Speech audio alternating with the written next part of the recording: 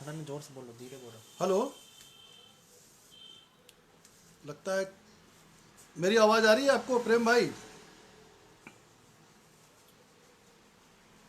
आवाज़ नहीं आ रही थी। आवाज़ आ रही है, वो कमेंट आने में टाइम लगता है। हेलो। अभी लोग आएंगे तो उसमें दिखेगा आपको कैसे कैसे लोग आ रहे हैं।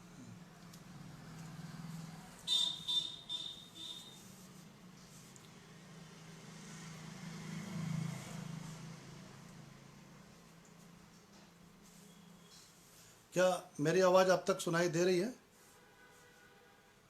दीपक जी, प्रेम शंकर भाई,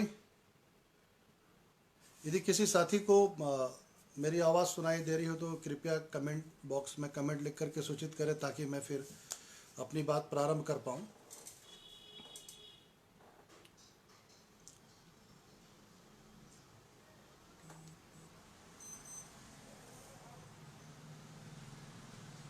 आवाज़ आ रही है साथियों? जी जी। तो चलिए प्रारंभ करते हैं। सबसे पहले तो समकालीन जनमत के साथियों को मेरा प्रणाम और नमस्कार, लाल सलाम। आपने आज यहाँ पर अवसर प्रदान किया मुझे अपने कुछ गीतों को गाने के लिए, कुछ बातें करने के लिए, तो मैं आप सबका शुक्रिया अदा करता हूँ। मित्रों, जाहिर सी बात है कि जो पूरा समय है वो कोरोना काल जो है वो हम सब के बीच में है और काफ़ी दुर्दिन भरे दिनों से हम सब गुजर रहे हैं। क्या मज़दूर, क्या आम लोग, सभी तरह के जो लोग हैं वो अ, अपनी दिक्कतों का सामना कर रहे हैं। और देखिए, जो सबसे ख़तरनाक बात इस पूरे कोरोना काल में हो रही है वो ये है कि आपदा को अवसर में बदलने की बात हो रही है। कहा जा रहा है कि जो आपदा है उसमें आप कोई अवसर तलाश लीजिए। तो मज़दूरों को घर नहीं छोड़ने की बात है, बसें नहीं लगाने की बात है, वे पैदल चलने को मजबूर हैं और उनके काम धंधे छूट चुके हैं। करोड़ों करोड़ों नौकरियां लोगों की खाई जा चुकी है। उसके बाद कहा जा रहा है कि आप लोग आपदा को अवसर में बदलिए। तो ये अवसर कैसा क्या होगा ये तो बहुत बात का विषय होगा जब और दुर्दिन दिन सामने आएंगे। लेकिन मुझे लगता है कि आपदा को अवसर में बदलने का जो मामला है वो राजनेताओं के लिए काफ़ी सटीक बैठ रहा है, राजनीतिज्ञों के लिए काफ़ी सटीक है। वे कीट की खरीदी कर रहे हैं तो उसमें घोटाले कर रहे हैं, मास्क की खरीदी कर रहे हैं तो उसमें घोटाले कर रहे हैं, सैनिटाइजर्स की खरीदी हो रही है, उनके टेंडर निकल रहे हैं बड़े बड़े, तो उसमें घोटाले हो रहे हैं, उसमें पैसे की अफरा तफरी हो रही है बड़े पैमाने पर। तो ये जितनी बड़ी आपदा है उससे बहुत बड़ा पैसा जो है वो धन जो है वो नेताओं के पेट में जा रहा है और भ्रष्टाचार का एक नया माध्यम जो है वो खोजने की कवायद चल रही है। तो इस आपदा को अवसर में मोदी सरकार ने बदला है, उनके लोगों ने बदला है और लगातार जो है वो इस पूरे काम में लगे हुए हैं। छोटी छोटी चीज़ें यानी यदि राशन की दुकानों पर भी आप जाइएगा तो बहुत सारी चीज़ें महंगी हो चुकी है और वो भी आपदा में अवसर को बदलने का पूरा मसला है। क्या किसी बूढ़ी माता को यदि कोई पुराना सा कुछ गुड़ाकू का पैकेट चाहिए तो वो भी महंगा है, राशन महंगा है, चावल महंगा है, तेल महंगा है। बाज़ार से जो सबसे ज़रूरी खाद्यान्न है नमक, वो भी लगभग लगभग गायब हो रहा है। छत्तीसगढ़ में कुछ दिनों पहले ऐसी स्थिति पैदा की गई लेकिन बाद में काफ़ी कठोरता के साथ जब नियंत्रण हुआ तो यह मामला संभला। लेकिन बाज़ार से बहुत सारी ऐसी चीज़ें भी गायब है जो आपदा को अवसर में बदलने वाली बात हो रही है। तो इसमें लोग ढूंढ रहे हैं और अपने अपने तरीके से सारा कुछ लगा हुआ है लोगों का कारोबार।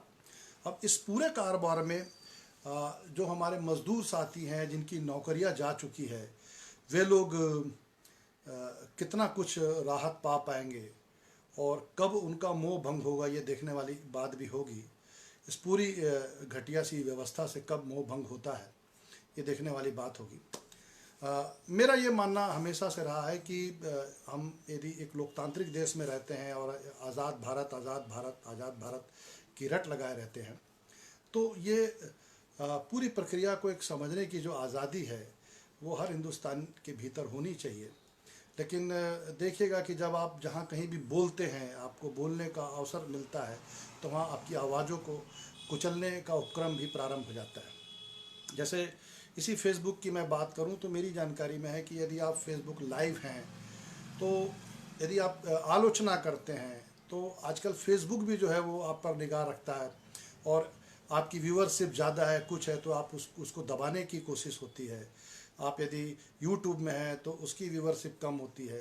तो जो भारतीय जनता पार्टी का जो एक पूरा आईटी सेल है, वो आईटी सेल बाकायदा अपने आलोचकों पर, लेखकों पर, विचारकों पर, संस्कृति कर्मियों पर, विरोध में स्वर निकालने वाले लोक कलाकारों पर, इन सब पर कड़ी चौकसी रखता है और ये देखता है कि कहीं तानाशाह को कोई नुकसान तो नहीं हो रहा है।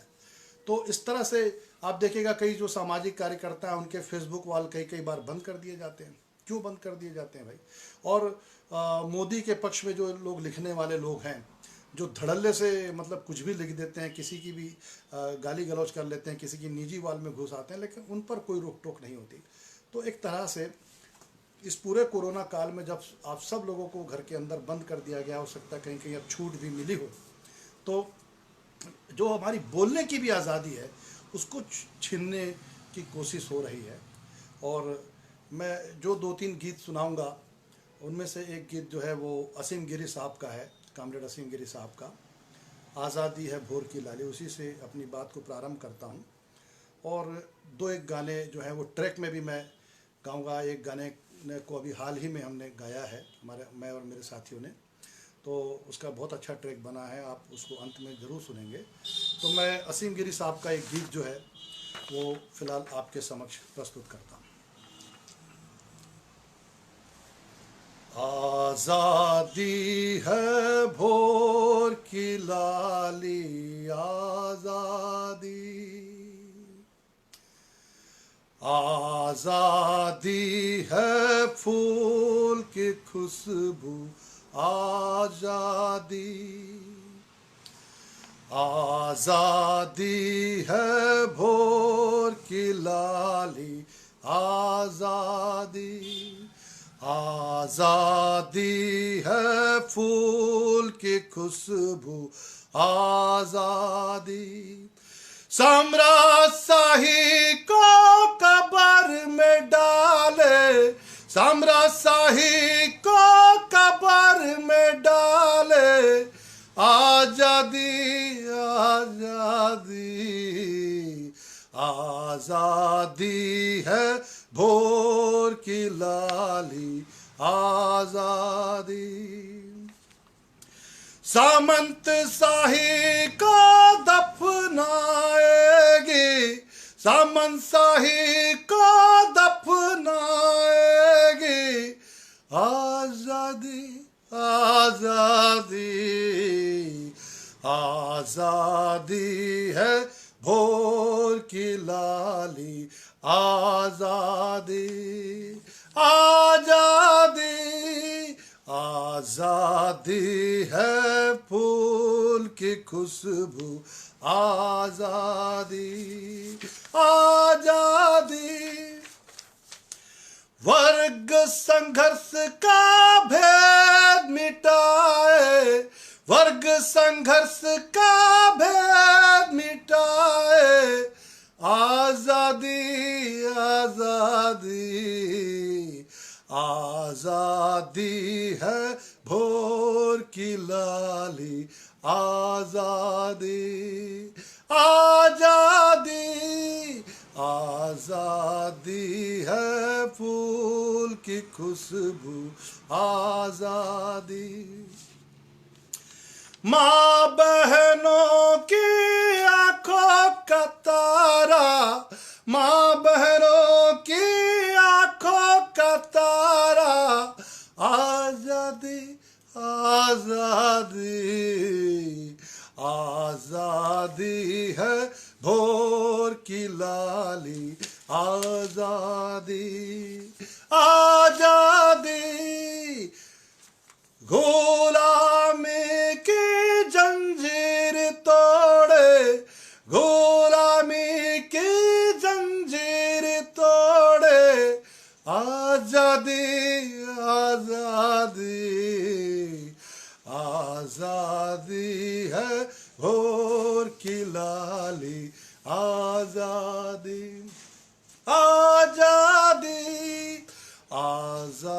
है फूल की खुशबू आजादी।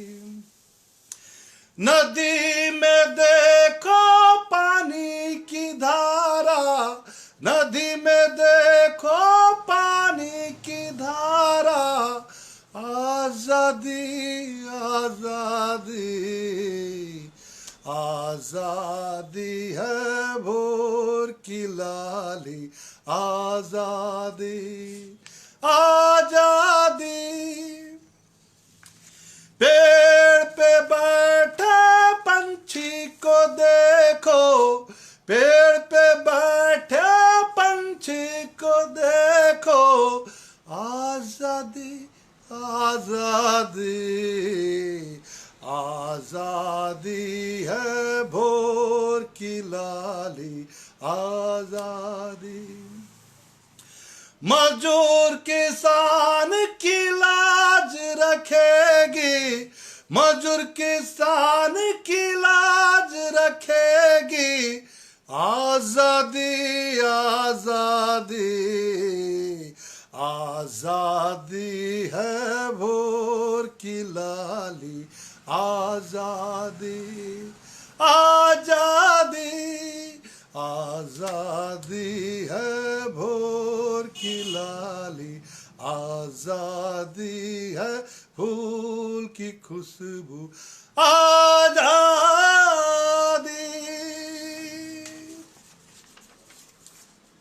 मित्रों, ये कामरेड असीम गिरी साहब का एक गीत था। उम्मीद करता हूँ कि आपको अच्छा लगा होगा और आप में से बहुत से साथियों ने इस गीत को विविध मंचों में सुना भी होगा। मित्रों, अभी जो पूरा एक जो लॉकडाउन का समय है उसमें बहुत सारी बात अब ये भी उठ रही है कि लेखक क्या कर रहे हैं, साहित्यकार क्या कर रहे हैं, संस्कृति कर्मी क्या कर रहे हैं, रंगकर्मी क्या कर रहे हैं। तो जाहिर सी बात है कि जो चेतना संपन्न लोग हैं, जो विचारों से जुड़े हुए जो लोग हैं, जो ये मानते हैं कि विचारधारा की कभी मौत नहीं होती, उसको फांसी पर लटकाया नहीं जा सकता है, ऐसे तमाम जो साथी हैं, कलाकार हैं, लेखक हैं, वे कहीं ना कहीं हस्तक्षेप जरूर कर रहे हैं। लेकिन बहुत से ऐसे लोग भी हैं जो फेसबुक पर, व्हाट्सएप पर, सोशल मीडिया में लगातार गुपचुप बना रहे हैं, चिकन तंदूरी बना रहे हैं, उसकी रेसिपी तैयार कर रहे हैं, डोसा पका रहे हैं और उसकी फ़ोटो भी बाकायदा फेसबुक पे अपलोड हो रही है। तो ऐसे तमाम जो साहित्यकार हैं जिनको इन सब में बहुत मज़ा आ रहा है, संस्कृति कर्मी जिनको लग रहा है कि आज कोई नई रेसिपी तैयार हो गई, तो ये बड़ा जो एक अश्लील सा जो एक माहौल है वो हम सबके बीच विद्यमान है, मौजूद है। और इसी अश्लील माहौल में भी ये बात कही जा रही है कि भाई फेसबुक लाइव जो है कहीं वो भी कोरोना से बड़ी बीमारी ना हो जाए, क्योंकि जिसे देखो वो फेसबुक लाइव कर रहा है। बात तो सही भी है, लेकिन समकालीन जनमत का जो ये पूरा आयोजन है, इनके पूरे आप श्रृंखला को देखिए तो पूरी विचार की बात है, पूरी विचारधारा की बात है और कोई ऐसी रेसिपी बनाने वाली बात नहीं है। लेकिन बहुत सारे लोग जो है वो अभी भी जो है वो भजन गा रहे हैं और मोदी चालीसा चल रही है और हवाई जहाज उड़ रहा है और फूल की बारिश हो रही है, थाली भी बज रही है, ताली भी बज रही है और टार्च भी जल रहा है, दिया भी जल रहा है, मोमबत्ती भी जल रही है। तो ये सब कुछ भी गानों में हो रहा है। पूरा भक्ति भाव का जो एक पूरा रस जो है वो फेसबुक, सोशल मीडिया उससे पूरा अटा पड़ा भी हुआ है। तो हमें ये भी थोड़ा सा देखना समझना होगा कि इन चुनौतियों के बीच हम सब लोग किस तरह का काम कर पा रहे हैं और लॉकडाउन की या कोरोना काल की जो अपनी चुनौती है उस चुनौती में से क्या कुछ सार्थक निकल कर के आ रहा है। बहरहाल एक गीत मैं और प्रस्तुत करता हूँ और ये गीत काफ़ी पहले लिखा गया था और हमने इसको नाटकों में इसका उपयोग किया था। तो बाद में अभी जब कोरोना काल में पुलिस वालों ने मज़दूरों को दौड़ाया, मारा, पीटा, उनके साथ बर्बरतापूर्वक व्यवहार किया, उनको उठक बैठक करवाई, तो फिर ये गीत मौजूद हो गया है। इसको सुनाता हूँ। और हमारे नाटक में इस गीत का हम इसका इस्तेमाल करते थे और लेकिन यहाँ पर आप भी ज़रूर सुने। जो साथी हैं वो उनमें से बहुत से लोगों ने इस गीत को सुना है। उछल रहे सड़कों पे नारे, उछल रहा है एक सवाल। उछल रहे सड़कों पे नारे, उछल रहा है एक सवाल। पुलिस की पिटाई से मारा गया है रामलाल। पुलिस की पिटाई से मारा गया है रामलाल। रामलाल रामलाल, पुलिस की पिटाई से मारा गया है रामलाल। देर रात को लौट रहा था वह तो दवा दुकान से। देर रात को लौट रहा था वह तो दवा दुकान से। माँ उसकी बीमार पड़ी थी अपनी बूढ़ी थकान से। माँ उसकी बीमार पड़ी थी अपनी बूढ़ी थकान से। कि पहुंचेगी अब कैसे दवाई, पहुंचेगी अब कैसे दवाई, और क्या होगा उस माँ का हाल। पुलिस की पिटाई से मारा गया है रामलाल। पुलिस की पिटाई से मारा गया है रामलाल। भिड़ा के लाठी गिरा दी साइकिल, रामलाल घबराया था। भिड़ा के लाठी गिरा दी साइकिल, रामलाल घबराया था। पसली पर बूटों की मार ने वर्दीपन जतलाया था। पसली पर बूटों की मार ने वर्दीपन जतलाया था। कि फूटते कैसे शब्द कंठ से, फूटते कैसे शब्द कंठ से, दिया हवा में जब उछाल। पुलिस की पिटाई से मारा गया है रामलाल। पुलिस की पिटाई से मारा गया है रामलाल। पंचनामा जब बना था उसका अपराध ये बतलाया गया। पंचनामा जब बना था उसका अपराध ये बतलाया गया। राशन पानी का कच्चा पुर्जा जेब में क्यों पाया गया। राशन पानी का कच्चा पुर्जा जेब में क्यों पाया गया। आम होना सच बड़ा जुर्म है, आम होना सच बड़ा जुर्म है, कर जाता हर कोई हलाल। पुलिस की पिटाई से मारा गया है रामलाल। इन प्रश्नों के आखिर उत्तर तुम कब दोगे बोलो तो। इन प्रश्नों के आखिर उत्तर तुम कब दोगे बोलो तो। किसके डर से हो निरुत्तर जरा सा कुछ भी बोलो तो। कि फाड़ के वर्दी नोच लो तमगे, फाड़ के वर्दी नोच लो तमगे, वरना होगा तुमको मलाल। पुलिस की पिटाई से मारा गया है रामलाल। कुछ साथियों का मैसेज मैं पढ़ रहा हूं, उनका कहना है कि आवाज़ थोड़ी सी कम आ रही है। तो अब ठीक है, आवाज़ ठीक है साथियों? इधर से शायद कोई प्रॉब्लम तो नहीं है, इधर से देख लो एक बार। आवाज़ आ रही है? चलो साथियों, अभी एक शब्द और चल पड़ा है, वो शब्द है कि आत्मनिर्भर बनना है। अब वो आत्मनिर्भरता कैसे होगी, तो उसके लिए मोदी की सरकार ने फैसला किया है कि अब लोन दिया जाएगा, मज़दूरों को लोन मिलेगा। जब बाद में मज़दूर लोन नहीं पटाएंगे तो उनकी कुर्की होगी। पर बहरहाल तो किसी के खाते में पैसे आ नहीं रहे हैं। और तो और जो मज़दूर बसों से जाना चाहते थे उसका भी किराया लिया जा रहा है। कहीं बसें नहीं लगवाई जा रही है, ट्रेनें चालू नहीं हो रही है। मतलब उनको अपने देश का नागरिक ना मानते हुए, पूरी तरह से जानवर मानते हुए इस सरकार ने उनको छोड़ दिया है कि मरिए अपनी हालत पे। और ठीक चुनाव के पहले फिर यही सब लोग जो है उन झोपड़ियों में दस्तक देंगे, उनके घर जाएंगे, उनके पैरों को, जैसे दलितों के पैरों को धोने का मोदी साहब ने जो नाटक किया था, वैसे ही कुछ नाटक होगा। ये भारतीय जनता पार्टी के जो लोग हैं, जो सांप्रदायिक शक्तियों से जुड़े हुए जो लोग हैं, ये फिर वो उनके पैरों को धोने का काम करेंगे, जाएंगे, धोएंगे उनको, और फिर आत्मनिर्भरता की बात होगी। अब कह दिया गया है कि भाई सबको अपने अपने स्तर पर आत्मनिर्भर होना है। अब आदमी आत्मनिर्भर कैसे होगा जब उसके पास नौकरियां नहीं है? तो कहीं नौकरी करेगा तो आत्मनिर्भर होगा, कहीं मनरेगा में काम करेगा तो आत्मनिर्भर होगा, या गड्ढे खोदेगा तो आत्मनिर्भर होगा। कुछ भी करेगा तो कोई काम ही नहीं रहेगा तो आत्मनिर्भरता कैसे आएगी? पता नहीं। ये आत्मनिर्भरता कहीं चोरी के लिए ना हो, डकैती के लिए ना हो, लूट के लिए ना हो।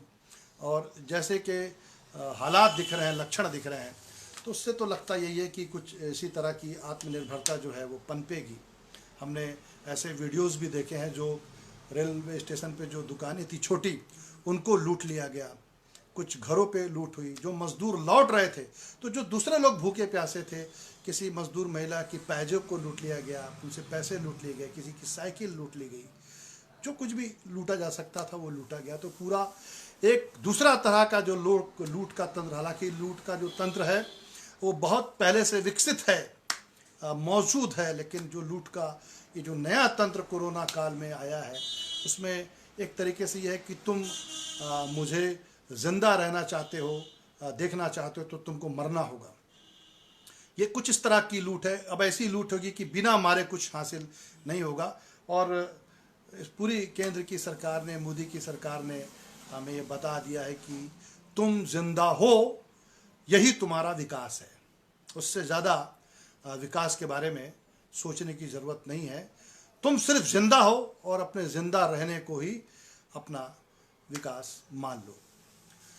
तो एक गीत और आपके सामने पेश है, और इसका भी उपयोग हमने अपने एक नाटक कोरस में किया था।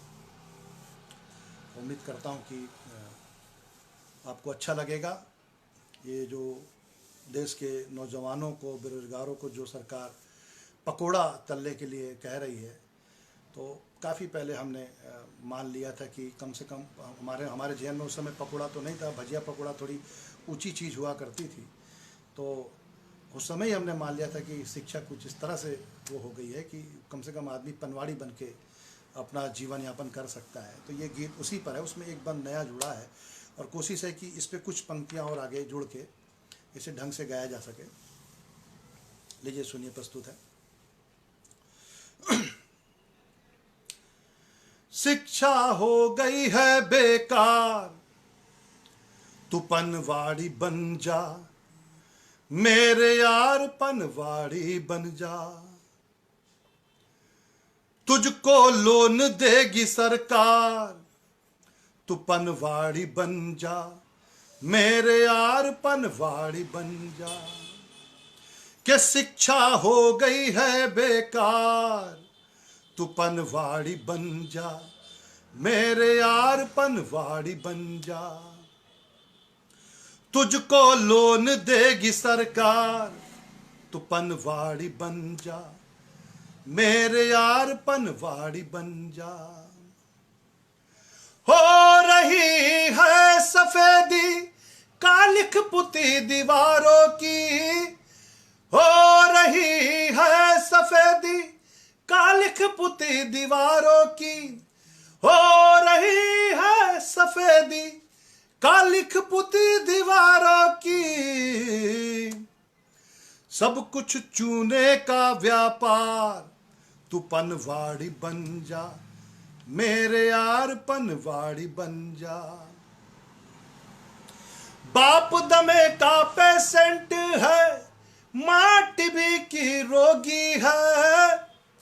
बाप दमे का पेशेंट है, माँ टीबी की रोगी है। बाप दमे का पेशेंट है, माँ टीबी की रोगी है। पूरा घर है तेरा बीमार, तू पनवाड़ी बन जा मेरे यार, पनवाड़ी बन जा। आखिर तेरी अभिव्यक्ति कब तक जूता खाएगी, आखिर तेरी अभिव्यक्ति कब तक जूता खाएगी, कि तेरा कुछ तो है अधिकार, तू पनवाड़ी बन जा मेरे यार, पनवाड़ी बन जा। मोदी मोदी करते करते कब तक धक्के खाएगा, अरे मोदी मोदी करते करते कब तक धक्के खाएगा, मोदी मोदी करते करते कब तक धक्के खाएगा। दो जूता दे मेरे यार, पनवाड़ी बन जा मेरे यार, पनवाड़ी बन जा।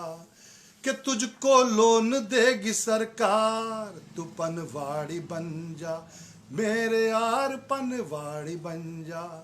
कि सब कुछ चूने का व्यापार, पूरा घर है तेरा बीमार, तेरा कुछ तो है अधिकार, पनवाड़ी बन जा मेरे यार, पनवाड़ी बन जा। साथियों, बीच बीच में मैं चेक करता हूं कि आवाज़ आ रही है। कुछ साथियों को अभी भी मैसेज है कि शायद कम है, लेकिन अब एक जो तारतम्य बना हुआ है उसी तारतम्य में मैं अपनी बात करूं।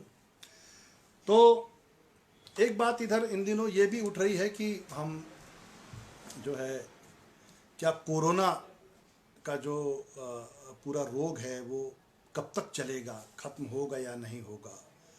तो मुझे लगता है कि पता नहीं WHO की क्या सिफारिशें हैं उस ढंग की, लेकिन इस बीमारी से ज़्यादा इसका भय जो है वो कई लोगों की तिजोरियों को भरने के काम आ रहा है। देखिए, हमारे छत्तीसगढ़ का ही मैं उदाहरण देता हूँ तो हमारे छत्तीसगढ़ में कोरोना के बहुत सारे पेशेंट संक्रमित होकर के अस्पतालों में पहुँचे, लेकिन एक की भी डेथ नहीं हुई। ऐसे कई इलाके हैं जहाँ पर कोरोना के मरीज पहुँच रहे हैं, लेकिन वो सब ठीक होकर भी जा रहे हैं। लेकिन प्रारंभ में जब इसके बारे में बताया गया था तो ये बताया गया था, हम सबको ये डराया गया था, हम सबको ये समझाया गया था कि जिसको भी कोरोना हो जाता है बस उसकी डेथ हो गई, अब उसका बचना बहुत मुश्किल है। तो ये कोरोना के जरिए जो एक मौत का जो भय है कि बस हम तो बचेंगे नहीं, हम तो मर ही जाएंगे, ये जो चल रहा है, इसको भी मुझे लगता है कि समझने की ज़रूरत है कि क्या वाकई कोरोना से हम सब मारे जाएंगे, मर जाएंगे, या कोरोना से बहुत से लोग ठीक होके अपने नए रोजगार की तलाश कर सकते हैं, रोजी रोटी कमाने में जुट सकते हैं। तो मुझे लगता है कि ये एक भय का कारोबार भी जो है और चल रहा है, और उसी कारोबार में बहुत सारे लोगों की तिजोरियां भरी जा रही है। हम में से जो भी साथी जहां भी रहते हैं, आप देखिएगा, इस चीज़ को चेक भी करिएगा। सूचना का अधिकार लगाएंगे तो शायद आप सूचना का अधिकार उस रूप में मिले ना, वैसे भी इस पर बहुत सारी बंदिशें हो गई है। लेकिन पता करिएगा कि कहाँ मास्क का टेंडर हुआ है, कहाँ सैनिटाइजर्स का टेंडर हुआ है, कहाँ किस तरह की जो और आवश्यक दवाइयाँ हैं, बेड के, इसके उसके, ये यदि आप इसको सूचना के अधिकार में भी मांगने की कवायद करेंगे, कोशिश करेंगे, तो शायद वो सही जानकारी आपको नहीं मिल पाई। क्योंकि कोरोना के बारे में बोलना एक वैसे तो राष्ट्रद्रोह हर चीज़ पर है, सारी चीज़ों पर राष्ट्रद्रोह है। आप जिस पर नहीं बोलना चाहते उस पर भी आप पे राष्ट्रद्रोह लग सकता है, क्योंकि यदि आप उनके हिसाब से देशभक्त नहीं है तो राष्ट्रद्रोही हैं ही। तो वो राष्ट्रद्रोह जो है आप पे लग सकता है, क्योंकि ये महामारी है, वैश्विक महामारी है, इस पर सवाल उठाना भी खतरा है, खतरनाक है। तो लेकिन फिर भी आप सब लोग जहाँ भी हैं, जो हमारे सामाजिक कार्यकर्ता हैं, जो साथी हैं, यही पूछिएगा तो पता करिएगा कि भाई इस बीमारी के नाम पर, इसके इलाज के नाम पर कितनों की अफरा तफरी हुई है, कितनी कीटें आई, कितने मास्क आए, कितने करोड़ रुपए की सैनिटाइजर्स आए, क्या क्या खर्च हुआ, किन अस्पतालों को कितना अनुदान दिया गया, किस बेड के लिए क्या हुआ, किस प्रति व्यक्ति मरीज पर क्या खर्चा हुआ। तो पाएंगे कि ये जो है, ये भी एक जो राजनेताएं हैं, राजनीतिज्ञों की तिजोरी भरने का माध्यम हो गया है ये पूरा मामला कोरोना। ये कोरोना जो बीमारी है, इसमें कुछ लोग अमीर निश्चित रूप से हो रहे हैं। जैसे आप में से घर के आसपास, बहुत से घर लोगों के आसपास वहाँ के पार्षदों ने, वहाँ के दूसरे लोगों ने राशन पानी बांटा होगा। लेकिन इस राशन पानी का भी एक ज़बरदस्त घोटाला है।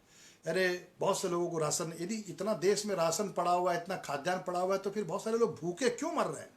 ऐसे वीडियोज़ भी आए हैं कि लोग सड़कों पे जानवरों का, कच्चे जानवरों का मांस खाते तक के नज़र आए हैं, दिखाई दिए हैं। यदि इतना खाद्यान्न है जो अनाजों में, गोदामों में सड़ रहा है, तो फिर भूखे क्यों मर रहे हैं?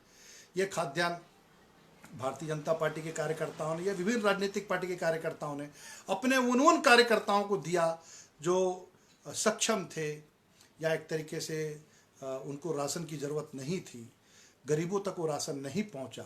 आप यदि इसको भी अपने मोहल्ले से ही टटोलना प्रारंभ करेंगे तो पाएंगे कि आपके आसपास ही राशन का बहुत बड़ा घोटाला भी हुआ है। और ये पूरी जो आपदा है, इसको बार बार मोदी साहब कहते हैं आपदा को अवसर में बदलने का ये मामला है, आपदा को अवसर में। तो मुझे लगता है कि इसकी शुरुआत हो गई है, छोटे स्तर से ही हो गई है, पार्षद स्तर से हो गई है, मोहल्ले के स्तर से हो गई है, राशन पानी के स्तर से हो गई है, छोटी दवाइयों के स्तर से हो गई है, मरहम पट्टी के स्तर से हो गई है। और लोग इस पे भी जो है वो एक मुहावरा है कि चांदी काटना, तो कुछ इस तरह से चांदी काटने में लगे हुए हैं। और लेकिन जो है जनता जो है वो त्रस्त है, त्राहिमाम कर रही है और पीड़ित है जनता। तो लीजिए अब एक गीत हम प्रस्तुत करते हैं जो हमने इसको उस पर गाया था, ट्रैक पे। और ये जो गीत है, मैं आपको इसकी थोड़ी सी पृष्ठभूमि बता दूं कि थोड़ी बेचैनी थी मज़दूरों की तस्वीरों को देख के, वीडियो को देख करके, और लग रहा था कि कुछ तो कर लिया जाए, कुछ तो गा लिया जाए, कुछ निकल करके क्या कर लिया जाए, कैसी मदद कर ली जाए, किसको चप्पल दे के आ जाए, किसको पोहे का पैकेट दे के आ जाए, किसको पूरी सब्जी का पैकेट दे दे, किसको थोड़ी दूर तक के छोड़ के आ जाए, कैसी क्या मदद कर सकते। तो सारी बेचैनी जो थी वो एक लॉकडाउन के समय में थी, और वो तस्वीरें निश्चित रूप से बहुत विचलित कर रही थी। और एक पत्रकार हूँ तो मेरे पास दूसरे ढंग की खबरें भी बहुत आती रहती है जो परेशान करती है। तो वो सारी चीज़ों से परेशान होने के बाद जो है कुछ साथियों से, मित्रों से चर्चा करने के बाद, एक हमारे मित्र हैं आशीष रंगनाथ, और एक हमारे मित्र हैं अंजन कुमार, प्रोफेसर सियाराम शर्मा जी, तमाम मित्रों साथियों से पहले इस गीत को लिखने के पहले चर्चा करके ये गीत जो है तैयार हुआ। और इस गीत में, जिस ट्रैक में आप इस गीत को मैं सुनाने जा रहा हूँ, इसमें कोई ढोलक, तबला, पेटी, हारमोनियम जो है मैनुअल नहीं बन पाया। यदि मैनुअल बनता जिसमें आदमी आके बजाते तो निश्चित रूप से उनका भी कुछ पारिश्रमिक बनता और उन्हें भी कुछ थोड़े बहुत पैसे इस लॉकडाउन में मिल सकते थे। लेकिन जिस स्टूडियो में इसे रिकॉर्ड किया गया, वहाँ की एक दिक्कत ये थी कि 2 ही लोग जा सकते थे, एक तो मैं जो गाने वाला था और दूसरा जो उस गाने को रिकॉर्ड करने वाला था। तो इस गाने का जो पूरा म्यूज़िक है, संगीत जो है वो इलेक्ट्रॉनिक रिकॉर्ड किया गया। इसमें ढोलक, तबला, मेंडोलिन, जो भी वाद्य यंत्र इसमें जिस वाद्य यंत्र का इस्तेमाल हुआ है वो सब सिंथेसाइजर पर है।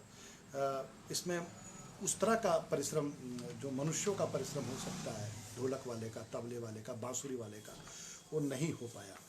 तो लॉकडाउन के अवसर पर लीजिए प्रस्तुत है एक गीत।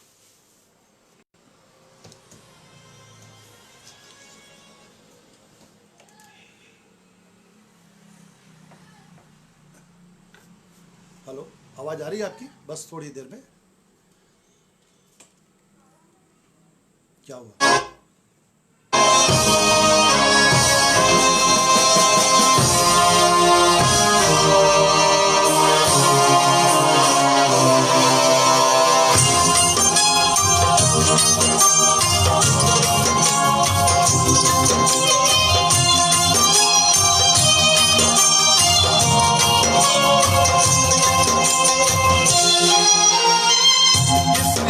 सुनाई हमको राजा और रानी की कहानी, किसी ने बताया हमको संग आजादी में देनी पड़ी थी कुर्बानी। पड़ोसी मुल्क से लड़ने का भी कोई एक किस्सा था, और मजदूर के बेटे को दाल गेहूं खाने को मिलता था।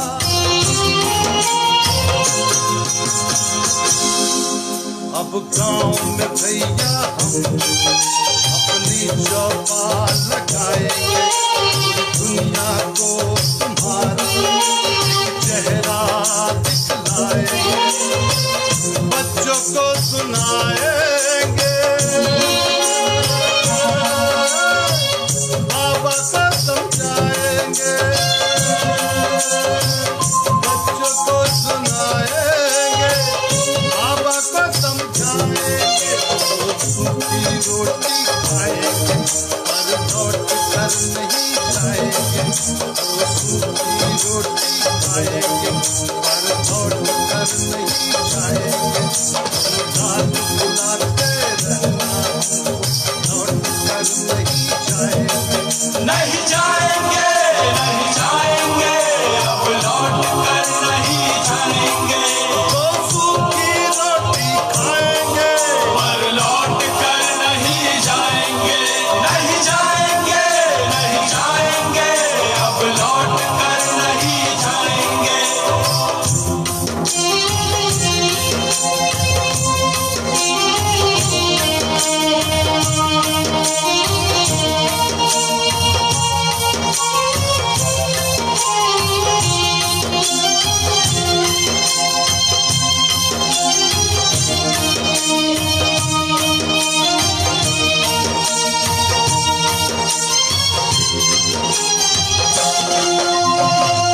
बाबा को दमा था, माँ को थी बीमारी, मेरी बहन ना जाने कब हो गई बड़ी सयानी। खेत के बंजर को से कुछ भी मिलता तो जी लेते, चटनी रोटी खा लेते और नदी का पानी पीते। माँ चाहती थी कोई न बोले बेटा क्या करता है, शहर में जाके जीता है या घुट घुट कर मरता है। वो बेटा कमाने गया था, महल बनाने गया था, सबको बुलाने गया था, किसको लाने गया था, बिना निभाने आया, पैर में छाले लाया, सब कुछ छोड़ ले आया। बेटा लौट के आया, वो बिना निभाने आया, पैर में छाले लाया, सब कुछ छोड़ ले आया। बेटा लौट के आया। अरे अम्मा, कौन है जो छाले लेकर चलना चाहता था? अम्मा, कौन है जो पटरियों पे कट कर मरना चाहता था? वो सूखी रोटी खाएंगे पर लौट कर नहीं जाएंगे, वो सूखी रोटी खाएंगे पर लौट कर नहीं जाएंगे, नहीं जाएंगे, नहीं जाएंगे, अब लौट कर नहीं जाएंगे। तो सूखी रोटी खाएंगे पर लौट कर नहीं जाएंगे।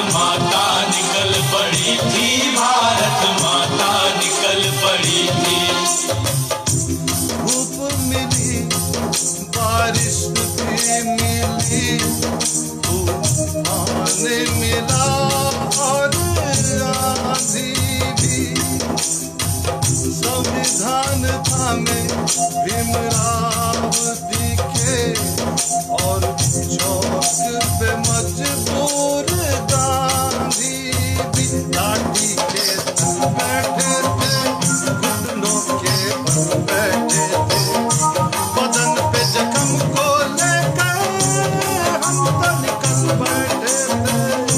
उधर बजती थी थाली, इधर मिलती थी गाली, जहाज सर पे गुजरता, शहर सारा जगमग करता।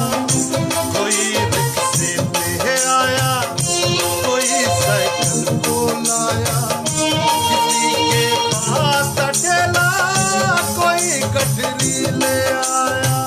कटरी में माँ की कटरी, कटरी में मांगा सपना, थोड़ा सा बात अगर मिल जाता तो ये परदेसी बन जाता अपना। नहीं जाएंगे, नहीं जाएंगे, अब लौट कर नहीं जाएंगे, दो सूखी रोटी खाएंगे पर लौट कर नहीं जाएंगे। नहीं जाएंगे, नहीं जाएंगे, अब लौट कर नहीं जाएंगे, दो सूखी रोटी खाएंगे पर लौट कर नहीं जाएंगे, पर लौट कर नहीं जाएंगे। पर लौट कर नहीं जाएंगे, पर लौट कर नहीं जाएंगे, पर लौट कर नहीं जाएंगे। उम्मीद करता हूँ कि ये गीत आपको पसंद आया। कैसे कह सकता हूँ, इस तकलीफ में से गुजरने वाले लोगों का गीत है। बहुत शानदार, अच्छा, ये शब्द भी शायद बहुत ठीक नहीं है, लेकिन ये कोशिश हम लोगों ने, हमारे साथियों ने की। हालांकि गीत में है कि लौट कर नहीं जाएंगे, दो सूखी रोटी खाएंगे, पर सच तो यह है कि काम के लिए, अपने पेट को भरने के लिए, परिवार को चलाने के लिए मजदूर साथियों को एक ना एक दिन तो लौटना ही होगा। बहुत सारे साथी हो सकता कि ना लौटें, खेतों में काम करने लगे, वहीं कहीं मजदूर बन के काम करने लगे, लेकिन कल कारखानों में इनकी ज़रूरत फिर पड़ेगी तो इन्हें लौटना ही होगा। लेकिन दिल की कहीं से एक तमन्ना, इच्छा है कि ये लौटें तो अपनी शर्तों पे लौटें, जो ऐसा होता नहीं है। एक तरफ तो पूरे श्रम कानूनों को ख़त्म कर देने की कवायद चल रही है, जिधर देखिए उत्तर प्रदेश में हो, जहाँ जहाँ हो, मज़दूरों के जो काम के घंटे हैं वो 8 घंटे से बढ़ा करके 12 घंटे कर दिए जाएं। बातचीत चल रही है, हो भी रहा है। शोषण जो आधारित व्यवस्था है उसको और कैसे मजबूर कर लिया जाए, मजदूरों को मजबूत कर लें शोषण आधारित व्यवस्था को, ये पूरी कवायद चल रही है। और ये सरकार जो है उसमें इसको ज़रा भी शर्म नहीं आ रही है। तो साथियों, इस पूरे कोरोना काल में मैं आप सब लोगों को सुनता रहा हूँ, आप सब लोगों के विचारों को पढ़ता भी रहा हूँ, लेकिन मेरी मूल चिंता इस पूरे कोरोना काल को लेकर के यही है कि अपने कुछ साथियों से लगातार मैं इस विषय पे फ़ोन पे भी बात करता रहा हूँ कि अब वो पूरा जो समय है वो बहुत नरमी का समय नहीं रह गया है। अब बहुत एग्रेसिव होकर के हमें आंदोलन करने की भी ज़रूरत पड़ेगी, और इसमें लिखने पढ़ने वाले साथियों को, पत्रकारों को, संस्कृति कर्मियों को, कलाकारों को, सबको बहुत शिद्दत के साथ भाग लेना पड़ेगा। केवल बैठकर लिखने से ही कुछ नहीं हो पाएगा। सामान्य तौर पर जब कभी भी इस तरह की बात की जाती है कि भाई लेखक ये सब क्यों करेगा, लेखक घर में बैठ के लिखेगा, हस्तक्षेप हो जाता है, बहुत है, कविता लिख ली या कहानी लिख ली, ये बहुत है, लेकिन शायद अब ये काफ़ी नहीं है, क्योंकि इतने सारे संकट आपके सामने हैं। इस तरह का पूरा IT सेल आपके सामने है जो लगातार आप पर हमले किया जा रहा है, लगातार झूठ को प्रचारित और प्रसारित कर रहा है कि आपका सच भी कहीं कोने में दब करके रह जाता है। एक बार विनोद कुमार शुक्ल जी से एक इंटरव्यू में मैंने पूछा था कि क्या आपको लगता है कि आपने जो कुछ भी लिखा है जीवन भर में वो पूरी तरह से सही है, और क्या उसको क्या माना जाए? तो उन्होंने कहा कि देखो जो कुछ भी मैंने लिखा है वो ठीक है, लेकिन कई बार इस बात को लेके बहुत तकलीफ होती है कि शब्द चुपचाप चले जाते हैं। तो इन शब्दों का चुपचाप हो जाना, इनकी खामोश मौत हो जाना, इन शब्दों का पलायन कर जाना, ये किसी के लिए भी ठीक नहीं है। विशेषकर जो लेखक बिरादरी के जो जुड़े हुए लोग हैं, संस्कृति कर्मी हैं, कलाकार हैं, तो ये मान के चलिए कि अब सड़कों पर निकलने की ज़रूरत होगी, आंदोलनों में हिस्सा लेने की ज़रूरत होगी, मजदूर किसानों के साथ खड़े रहने की ज़रूरत होगी, और बहुत बेबाकी के साथ, बहुत दमदारी के साथ किसी गलत बात का विरोध करने की ज़रूरत पड़ेगी। लिखना पढ़ना भी चलता रहेगा, हस्तक्षेप भी चलता रहेगा, इस तरह के फेसबुक लाइव भी चलते रहेंगे, और जो भी माध्यम है, जो इलेक्ट्रॉनिक मीडिया के भी जो माध्यम है, चाहे वो इंस्टाग्राम हो, फेसबुक हो, व्हाट्सएप हो, सोशल मीडिया हो, ट्विटर हो, दूसरे भी और अन्य माध्यम जिस पे नई पीढ़ी काम कर रही है और लगातार उन लोगों की घुसपैठ बनी हुई है, उस IT सेल के लोगों की, तो उन तमाम जगहों पर हमें हस्तक्षेप करना पड़ेगा, लिखना भी पड़ेगा, जन आंदोलनों में शरीक होना पड़ेगा, तब जाकर के कोई बात बन पाएगी। इस पूरे कोरोना काल में आप सब लोगों ने जो है, बहुत सारे लोगों ने बहुत अच्छी कविताएं लिखी, बहुत गाने का मन भी हुआ, उन कविताओं को, बहुत अच्छे गीत लिखे, उन गीतों से गुजरने का मन हुआ, लेकिन कुछ ऐसी व्यवस्था थी कि बहुत साथी एक साथ नहीं आ सकते थे, तो उन गीतों को गाया नहीं जा सका।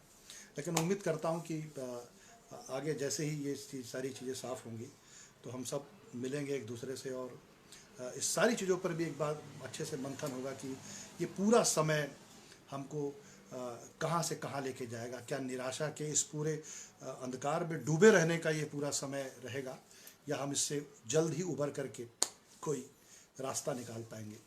और अब जो मैं गीत सुनाने जा रहा हूँ, हालांकि वो एक फिल्म का है, लेकिन मेरी पसंद का गीत है, और मेरी पसंद का भी ये गीत आप सुन लें तो बहुत अच्छा लगेगा। ये फिल्म इम्तिहान का गीत है और मुझे खूब पसंद है। उम्मीद करता हूँ आप में से बहुत सारे साथियों को भी ये अच्छा लगेगा।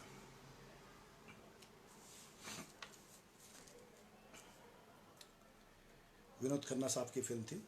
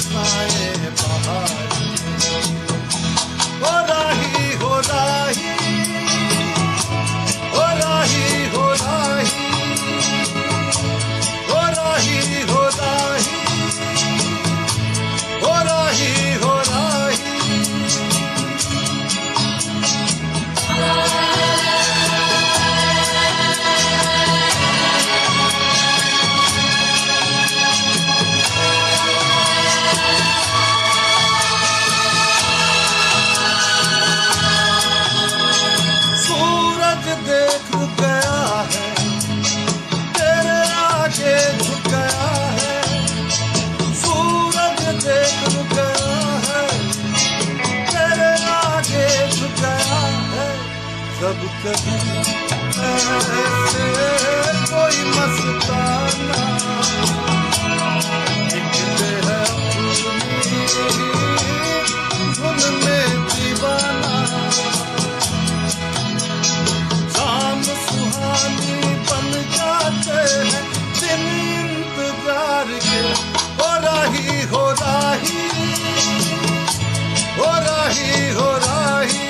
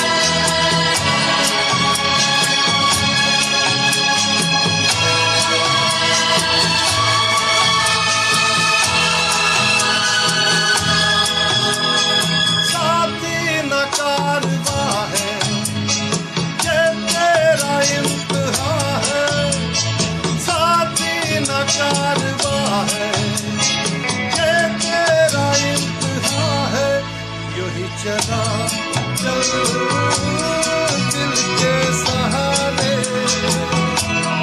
करती है मंजिल तुझको इशारे।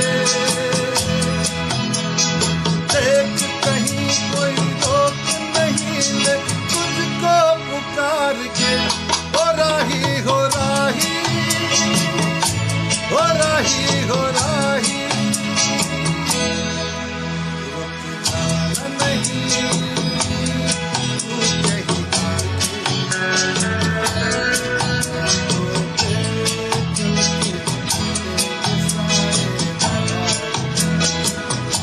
हो राही हो राही, हो राही हो राही, हो राही हो राही, हो राही हो राही।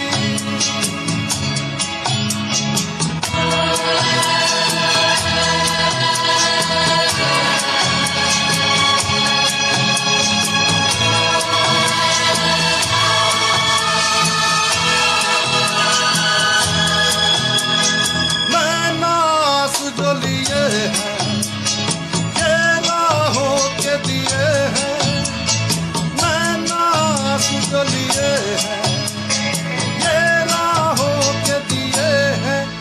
लोगों को सब कुछ दे के तू तो चला था सपने ही लेके, कोई नहीं दे तेरे अपने हैं सपने ये प्यार के। हो राही हो राही, हो राही हो राही, रुक जाना नहीं तू कहीं आके, बातों पे चल के मिलेंगे साए बहार।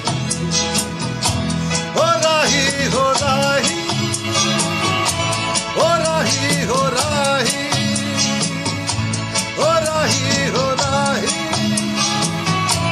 हो राही हो राही।